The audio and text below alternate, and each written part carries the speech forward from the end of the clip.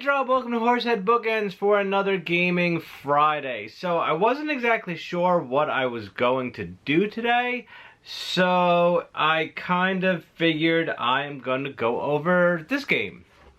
Minecraft, Builders and Biomes by Ravensburger Games. This is actually not my game, this is Johnny's game, but we're going to do a quick playthrough and review on it. Now, Minecraft Builders and Biomes is a relatively short cube drafting, tile placement type of game where every turn you get a choice of 2 actions out of a set of 5 to try to build up your land in Minecraft. There are 3 scoring rounds, and once the 3rd scoring round is completed, the game is over and the one with the most experience points wins. Now, I'm not going to show you how to play the game because there are plenty of videos on YouTube that can do a better job of it than I can, but I'm going to set it up. We're going to play through a few rounds and then I'm going to give you my review on it. So let's go over to the table now and check it out. Okay, so here we have Minecraft Builders and Biomes set up for a 2-player game. Over the course of the game, your player will move around this grid, uncovering different biomes, building biomes onto your player board, and fighting mobs, collecting weapons. On your turn, you get 2 different actions. You can collect 2 blocks from right here. Now, the blocks you can collect you have to be able to get them. So I can take anything on the outer right now, but I can't take these in the middle because I can't reach them. You can move 0 to 2 spaces and reveal cards. You can build a structure, you can fight a mob, or you can collect a weapon. As you move around and do these things, there are 3 set scoring rounds that happen once one of these levels is taken off of this building block right here. So once the first level is cleared, you score for round A. Now, the way the rounds are scored, in round A you get 3 points for every connected forest, 4 points for every connected desert, 5 points for every connected mountain, and 6 points for every connected tundra. So on your player board, you have different layouts of all the biomes. So what you want to do is connect your tundras to basically score the most points. Now, you might be thinking, well, I have a tundra here, but I can't have a tundra here, and I can't have a tundra here. However, there are other symbols that you can build on top, which we'll see as we play along. And then you have, in round B, there's different scoring depending on the house color, and C, depending on what you have, different items, you score for that too. We're going to start playing the games. I have 2 different player boards in front of me. The nice thing is you get 4 of them and they're all different, so everyone has almost an equal chance to play the game. Also, you have 5 treasures that you start with. Now, these are used for fighting mobs. You have a weapon, you have 3 poison potatoes. Well, you have 2 weapons and 3 poison potatoes. What happens is when you fight a mob, you turn your treasure over and you draw 3 of them. If the hearts on your weapons beat the hearts of the mob, you win, you defeat the mob, and you get to have it, and you get experience points sometimes too for that. Let's get started. Red's gonna go first. First thing I'm doing is collecting 2 blocks. My first action. Now, the emerald blocks are wild cards. They can be used for anything, so they're really good to have, especially later on in the game. Alright, as you can see on the board, I did reveal 3 mobs. There's a creeper, there's an enderman, and a witch. So I can fight them next round if I want to. I'm not sure if I'm going to. I'm done for now. It's time for yellow's turn. So I'm definitely taking these other 2 green for yellow, and we're going to move over.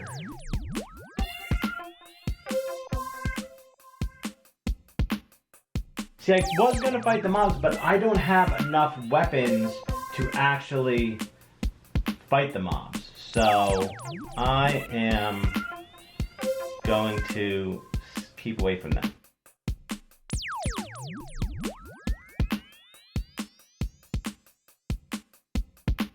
So I am taking, for yellow, I am taking 2 bricks. And then I am actually building a structure. I'm going to buy this structure, and now I can place it on my board. I can place it where I have any of these symbols. But for now, I'm just going to put it right there in the middle. and these go back in the bag. Once the blocks are spent, they're out of the game.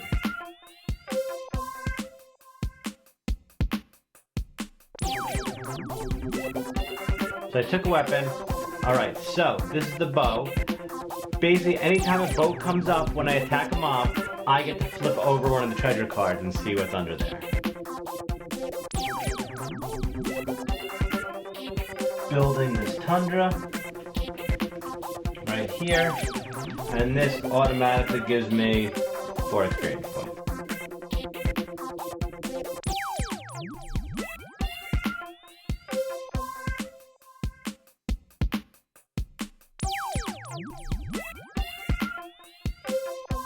There's one more, if you can see, there's one more block left on the top row. Once that block gets claimed at the end of the player's turn, the first round is over and we score the pieces.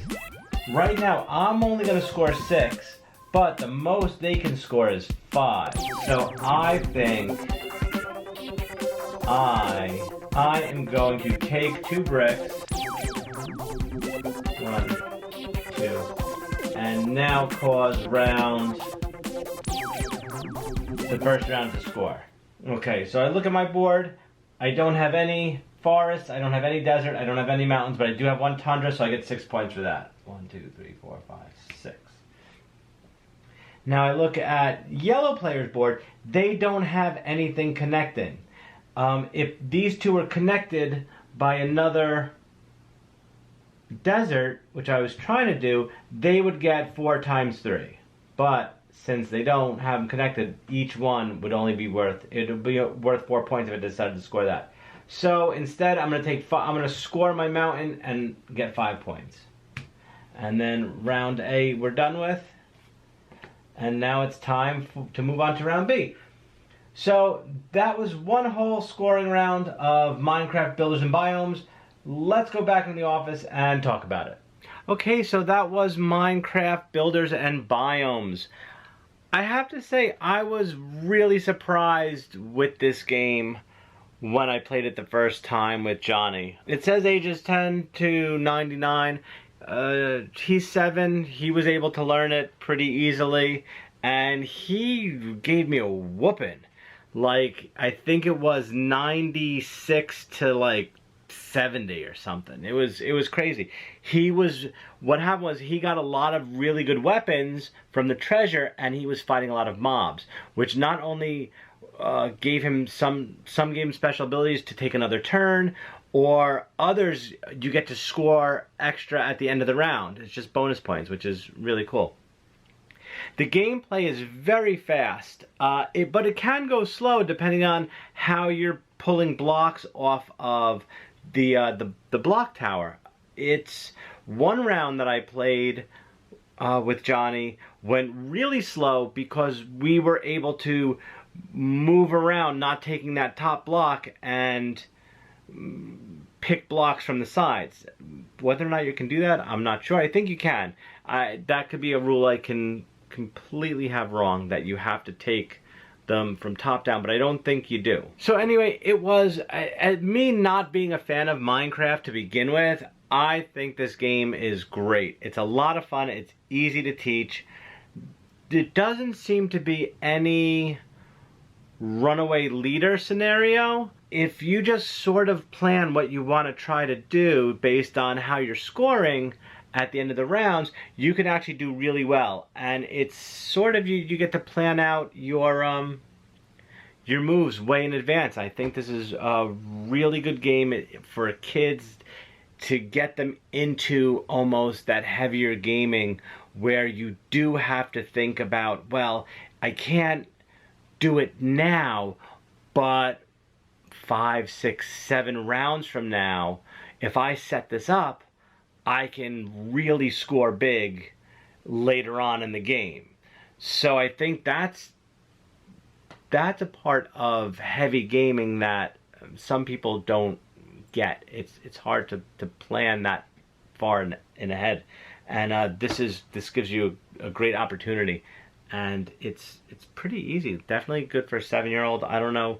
I mean, if your kid is younger than that, try it, see if they can understand it. I enjoyed it. I liked it a whole lot, and I'm sure we will play it a whole bunch because Johnny loves Minecraft.